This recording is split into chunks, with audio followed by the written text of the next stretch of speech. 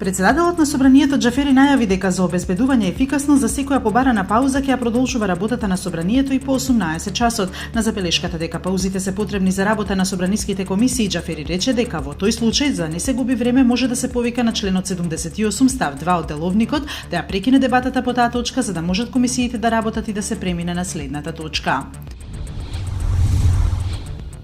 На 20 август во Валандово ќе се одржи референдум за работата на рудникот Казандол. Ваква одлука донесе денеска Советот на општината, но како што најави градоначалникот Николче Чурлиновски, референдумот ќе биде советодавен. Чурлиновски за Нова ТВ вели дека од надлежните институции ќе побара толкување на законот за референдум. Чурлиновски во петокот ја спречи одлуката на Советот за референдум.